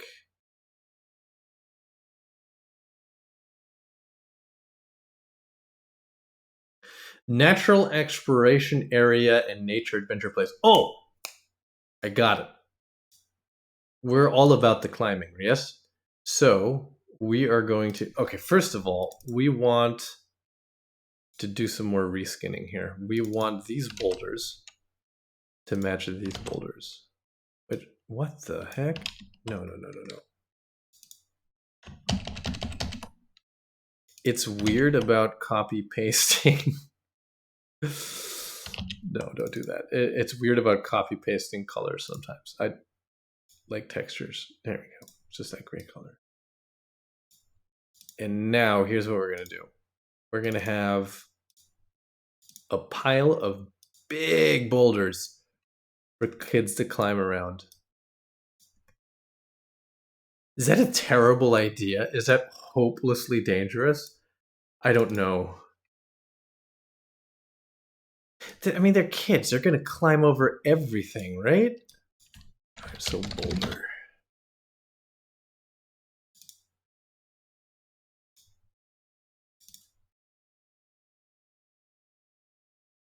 Oh, I've got a better idea. We're going to have a little, outdoor sort of, not auditorium, but something like that. And it's going to go here. It's going to connect to our pergola, and it's going to allow you to teach kids something and sitting around in a circle. Yeah, like an outdoor classroom. We had those at the university that I went to, actually, and they were real auditoriums built out of concrete. Yeah. One of them was about 30 feet in diameter. It had this cherry tree in the center. And so in the springtime, or sorry, not in the springtime, in the summertime, we would sit underneath this cherry tree, hold class outside, and we'd all be eating cherries while we're learning about stuff. Like this is, I'm telling you guys, like landscape architecture, that's oh, it's just so nice. Or we would just have classes outside in a forest, which is awesome, right? Super knowledgeable professors, and they would just teach us stuff in the forest. Like this is during the Pleistocene era. You can see here that this cliff actually like collapsed and da da da da da. Like I remember like those type of lessons I still remember. And then one time after class, this is in Germany where marijuana is still illegal, and it was at the time. We Some of my friends, I don't smoke. I don't like THC. Um, but some of my friends did, and we kind of hung back after class, and everybody in the forest. Everybody was just kind of hanging out. It was our class right before lunch, so they started rolling. You know, they started rolling joints and started smoking them, and then our professor showed up, and he's like, "No, you guys aren't smoking cigarettes. Those aren't just cigarettes." And we're like, my friend Michael, he's like, no, not really. But he's a very bold person. He's like, "Would you like to hit it?" He goes, "Yeah, sure. That's what I walked over here for." So our professor smoked some weed with us. I won't say who. And the classes that he held in the afternoon were really good, actually. It's just super fun. He was like, he wasn't like baked, but you could tell he was a little bit he was a little bit stoned. Okay, so our next yes. So anyway, the whole point of that story was I want to kind of recreate that. So we're gonna have a outdoor sort of patio-ish thing. It could be a gravel base, yeah, probably something soft because we're going for that whole natural exploration. And it's going to have some sort of seating arrangement in the circle. I don't know that we'll do boulders. Maybe we'll do little benches, or maybe we'll do stools. Not 100% sure yet, but that's what it's going to be. And I think because it's cool, it's not going to be a circle. Don't make patios or decks or anything out of circles because circles are lazy. Circles don't, they say everything and nothing. They don't connect to any sort of building. Buildings aren't round, they're rectangular, right? So that's always a little bit lazy. But you can kind of cheat it. We can draw a polygon. And I think it's going to be a hexagon. Octagon? Hexagon? Hexagon, right? That's 6 sides. Yes, we want 6 sides, and we're gonna place it next to the pergola because a lot of pergolas are like gazebos are hexagonal. So our gazebo, our pergola isn't hexagonal, but it'll be next to something that's hexagonal. So a little trick there. And let's say, okay, we want it to be fairly big. So let's try 5-foot sides for funsies. And this is one of the few CAD programs that doesn't have a like polygon tool where you can just AutoCAD has a fantastic one. You can just enter number of sides and then you can just draw it. But that took what, 3 seconds? Okay, so that's going to be a hardscape deck. It's going to follow the terrain, I think. It's okay if it has a bit of a slope to it. Maybe not. What if I uncheck that? Yeah, then it kind of grows out. That's okay. That's okay. We're going to have to regrade a lot of this stuff anyway. All right. Yes. This is exactly what's happening. We're going to line this up with the center of our pergola. That way the pergola has something that it talks to, if you will, right? It's no longer in a completely random spot. This will be a little bit random, but like the placement of this, but that's okay. So we want to grab our center line here. That's like there. This is also a little bit awkward because it's not gonna, doesn't really snap, even though I have the snaps turned on to, but whatever. You guys have heard me talk about that a million times. So that's our center there. And then maybe, do we want to bring it in? No, I don't think so. This boulder, I don't like this boulder. It would be fantastic to find a boulder that looks like that. I don't think you will. I don't think that is doable. So I think we're actually, oop, I hit the wrong button. I think we're actually going to get rid of that guy. He's just, that's never going to be a thing. Let's not try to make it a thing. So now we have to decide how far away our little patio wants to be from the pergola. I think this, what is this? 12 feet? That's way too much. I think it wants to be like 6 feet. If this was a regular design and I'd be doing this for adults, it'd probably be 10 feet. But we have to kind of scale everything down to 2/3, right? So, okay, let's try that on for size. That looks nice. Okay, and then we can connect our paths too. I think they're going to be round paths. Yeah, we only have square stuff here. Yeah, so brick through there. We can kind of angle it and then come in there. Yes, that's what's happening. Okay. So, we're going to want, what if I type in kindergarten seating? Kindergarten seating. No, like outdoor. Like, what do kids like to sit on? Outdoor seating.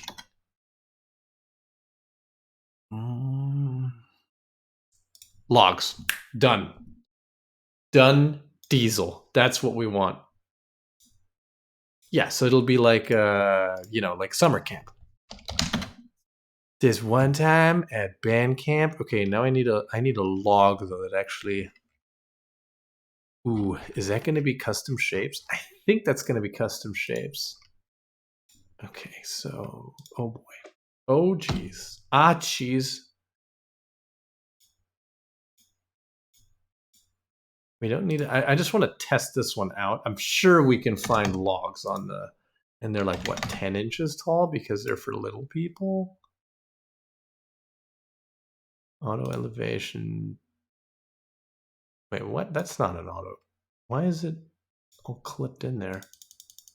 See, the question now becomes, can I change the outside texture without changing the inside? Yes, I can. Okay, great. Bark? Do I have a bark texture? No, that's not what I meant. That's a mulch. So wood, like a rough. This is where it gets tricky. What is wood espresso? What are these? Aluma wood. No. Aluma wood is a super cool material, but that's not what we want.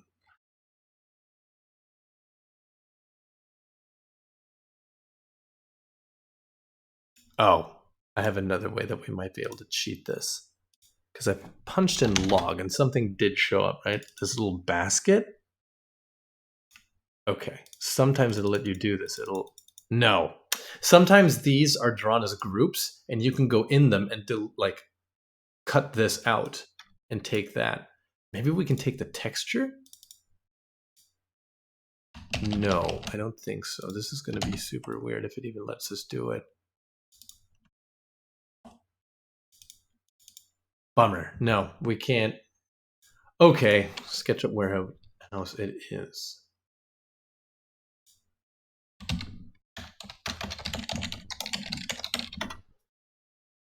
A 3D warehouse for SketchUp. Okay, log. Log stepper 8-inch. That is exactly what we want. Okay, all right, now I'm gonna have to go to the be right back again and try to figure out what or chatting, we'll do chatting. Try to figure out what in God's name my login is for this website. But this is good. Well, and there's a 16-inch one too, so that'll be there's a bench. It's made by the same people. Oh, there's a log to crawl through. This just keeps getting better and better. So this is why I'm not responding, because I can only see the chat window every now and again, like when I'm in 2D. But yes, my project is going well, and you were correct. 2 feet is the way to go. Like some of your messages I'll see, some of them I won't. I still need to tweak that. Okay. Do we want some of these logs to be hollow so that you can crawl through them? Yes, we do.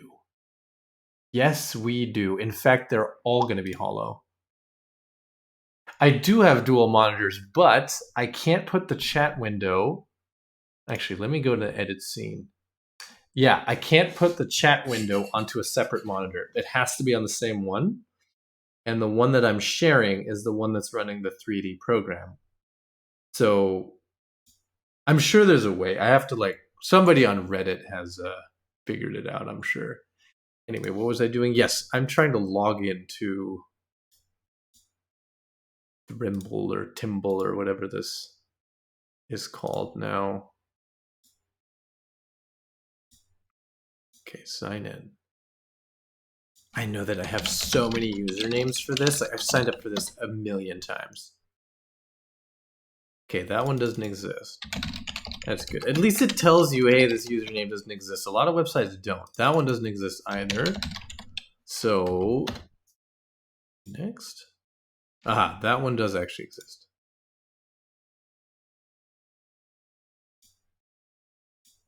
I'm going to hit forgot password because I legitimately did. Okay, send code. Let me open my email. Anyway, the cool thing is that any model that's on the SketchUp warehouse, you can import into Structure Studios. Okay, there's my verification code.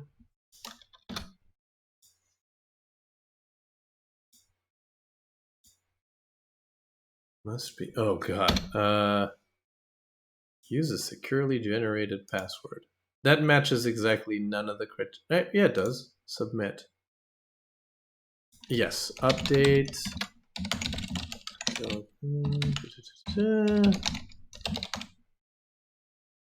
Save.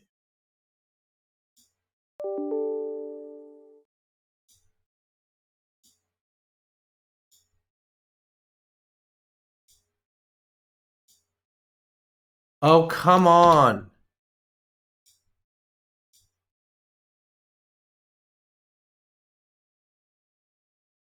Is it doing it?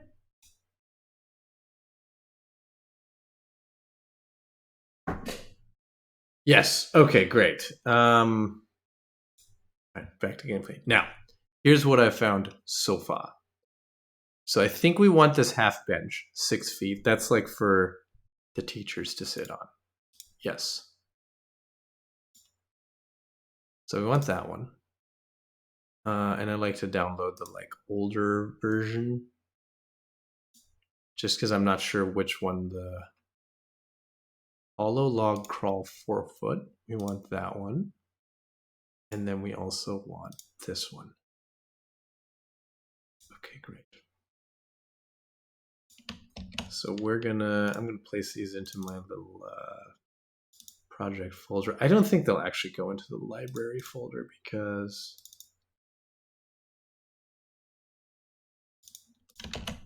there we go. Because I'm never going to use these again, most likely, but it's good to save things. Okay, so we can delete our ugly custom shape. And now we go into yard accessories and then import SketchUp object. It'll import another format too, FBX. I'm not entirely sure what that is, but I've never used it.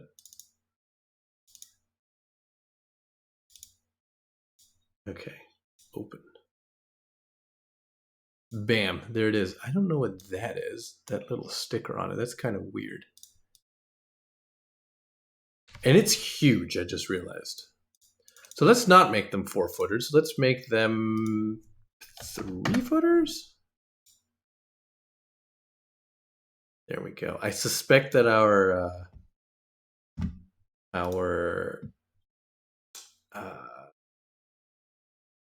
patio is going to get a little small here in a second. But let's import all the other stuff first. So this one's 6 feet. That's going to be massive, isn't it? Oh, yeah. I just realized it's the exact same one. But it doesn't have that weird sticker looking thing on it. Get rid of that. and then make this one 50% the size it is now. I don't know if you can actually get a kid through there. Maybe? Maybe a little bit bigger. Okay. And then we want our bench. Yep. Nice. That's a little big too. So hide and unhide. No, I mean not hide, unhide.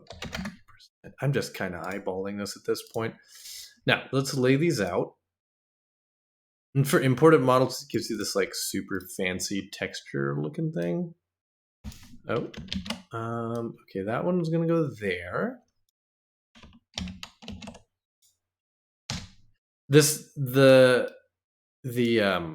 The import tool is kind of nice, like for what we're doing right now. But where it gets really useful is when you have an architect that works in SketchUp or Revit or ArchiCAD, whatever, and they have this really complicated house, and you don't want to spend the time. Oh, that looks adorable. This is perfect. And you don't want to spend the time drafting the house, because I've had projects where that would have been an absolutely like mammoth undertaking, and that way you can just, if they're using a compatible program, you can just kind of plop it in. You know what? I think these are going to be sturdy enough to sit on, so I really don't think we need an actual bench. Okay, I know I'm really nitpicking now. I wish they had a little bit more variation in them. We can manipulate the colors of them a little bit, so let's do that. That one a little bit lighter. Maybe give it like a brown tinge. Ugh. There we go. We'll have a couple of. For some reason, this one looks like shiny now. Just to give it a little bit more variation. I like that they have holes in them though, so you can see your kids. There we go. 3 different ones. That's what this is just lovely. Okay, so our path is going to come in through here. It's going to go here. It's going to go there. It's going to go there. So let's draw that in next. Then we have a little bit of terrain work left to do. And actually, like we're getting there. But this is kind of killing it. Kind of killing it today. So this doesn't have to be a very big path. 3 feet by 6. Okay. Does that want to be gravel? I don't know that wants to be gravel. I think that wants to be. We're also going to want some furniture underneath our pergola. I don't know what it's going to be yet, but something, right? I mean, it's got to have something. So, all right. So normally in AutoCAD, the way that I draw paths is you're trying to go from here to here via here. So what I would do is I would find the center point here, draw a line, draw a line here, and then offset it in both directions, equal distance of whatever half the path width, right? And then draw it again. And you get a super precise and clean path. But unfortunately, the drafting tools for this program, they're just not there. So we can draw that center line. This is what our path is going to do, but it's going to be weird. So first things first, there's going to be a rectangle here. Well, in fact, I can just cheat this. I can take this all the way down here. I don't think it wants to be that wide here, though. This is like, what, 5 feet? No, that's way too much. This wants to be like 3 feet. Yeah, 3 feet. Okay, so at least it'll give us a little helper line there that we can dock onto. Okay, so that's 3 feet there. This was going to have to change, but that's okay. That's easy-ish. Actually, now that I'm thinking about it, it's easy-ish. There's another rectangle in here, right? Ordinarily, I don't draw paths like this. In fact, let's not do that. This is all kinds of taco. We're going to draw this as individual pieces again. This one goes all the way up here. Kind of goes here. I think our outdoor kitchen patio thing will shrink in a second.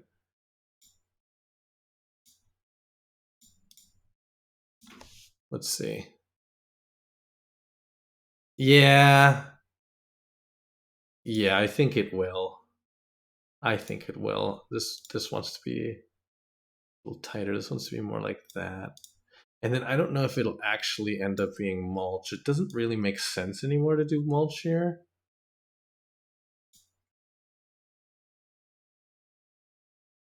I mean gravel. Ooh, what is going on here? Why is there such a big dip there? Yeah, we'll clean that up. Because this is not good practice, is having gravel right up against paving where people, whatever the size, are going to be walking around. So let's not do that. Let's make this paved. That'll keep it easier. That'll make it easier, way easier to clean. Yeah, now that I'm thinking about a mud kitchen underneath gravel, with gravel underneath it is a terrible idea. But maybe we do want this to be the width that it was earlier because there's going to be a lot of kids using this. Yeah, I'm just undoing now, which is not good practice. Okay, yeah. So this is going to be paving there. And maybe it does switch to gravel, the path. I don't know yet. I'm trying to avoid that as much as I can, as having gravel hit.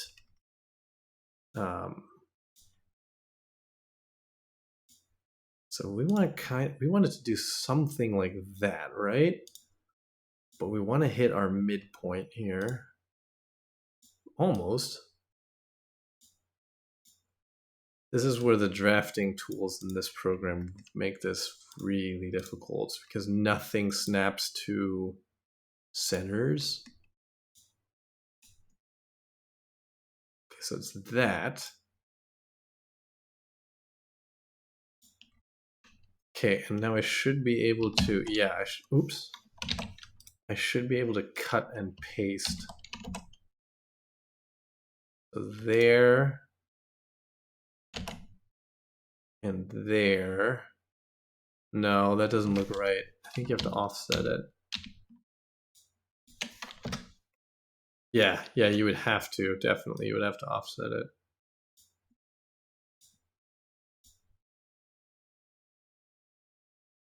So 1.5 feet there.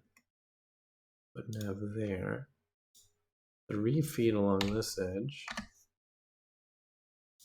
And 1.5 feet there. I'm starting to get hungry. Oh yeah, it's noon. So it's just about lunchtime. I'm very old school German in that regard. Noon, that's lunch. Okay. Yeah, this is a bit harsh. This is going to be a bit much on the paving, and our pattern doesn't really work with this at all. So I think we'll just change these 2 pieces to gravel. And then let's clean up our terrain. This is kind of all over the place right now.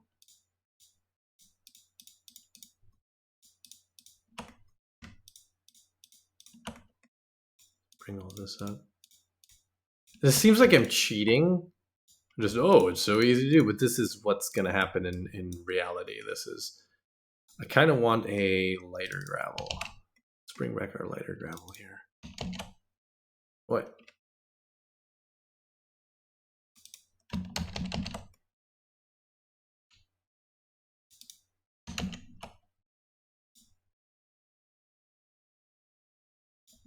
Actually, no, I don't want to do that. That's just getting cute with it.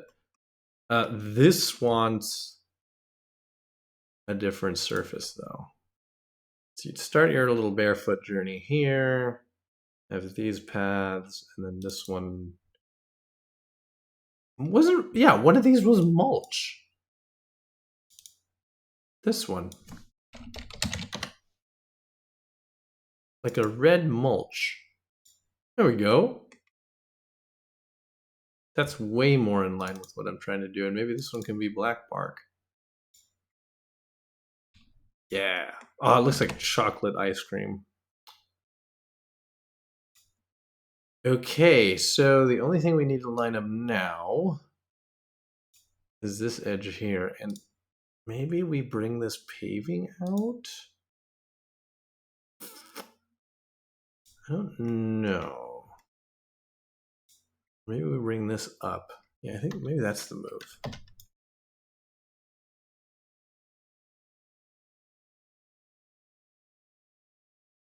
Bring all these out. This is going to be ugly as sin because I'm now just doing this by hand. How bad is it? Wait, what? Oh, our deck is covering it up.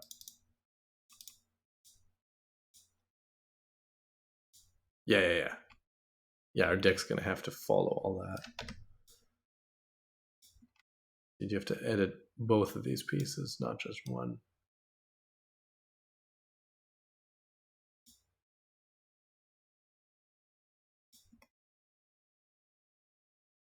Might have to go back to AutoCAD to draft this.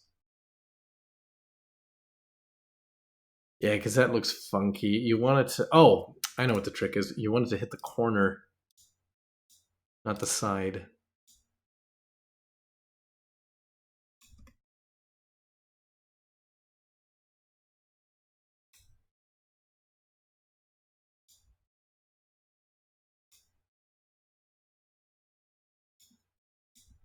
Man, that looks buildable, right? Like,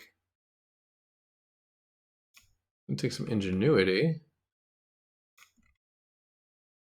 but that's okay. The contractor on this project is. I haven't drafted anything yet that he couldn't build. There we go. I like that a whole lot better. This art grading is so weird. You'd never do this, but this is the way that we're going to look at it. So whatever. I kind of want to go into the train tools and kind of smooth all this out a little bit.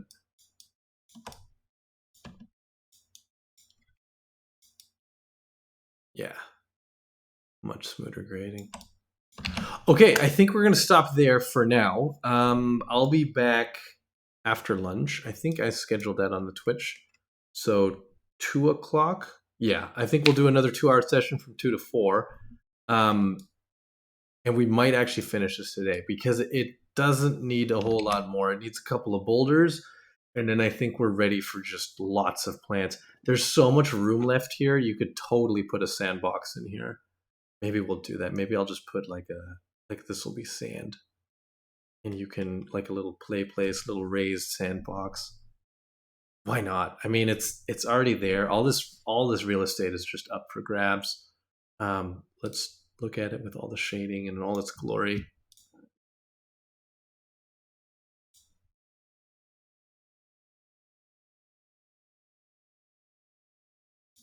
Super neat, super neat. I'm gonna take a screenshot.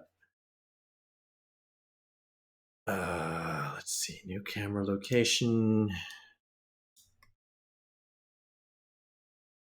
Oh, this is just delightful. Just absolutely delightful. True shadows, yeah, shadow brightness. We can actually get really clever with it here. Telephoto lens. What we want. And then we can put some filters on it. Golden hour? No. Punch the blues. Sepia. It's all Wild West.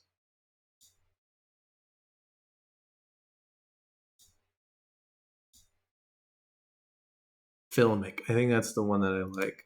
Brightness. Bloom. We want to turn the bloom way up.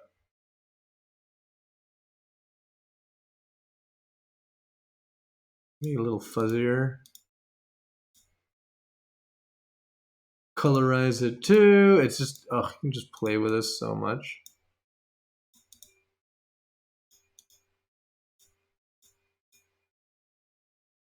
Camera dust. We want a vignette. We want it all. All right, let's render that. There we go. Open that up.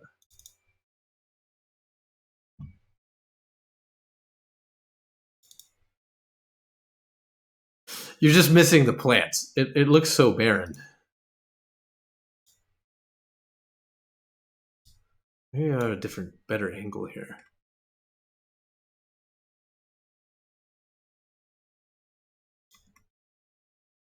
Here we go. I think this is what we have for a money shot right now because it shows all of our. That's trash because it shows all of our elements. There we go. Look at that. That is a nice little. Oh, this is coming together so nicely. All right. Anyway, I gotta eat something. So peace out. I'll see you in hour and a half, 2 hours at 2 in the afternoon. Bye. Thanks so much for watching.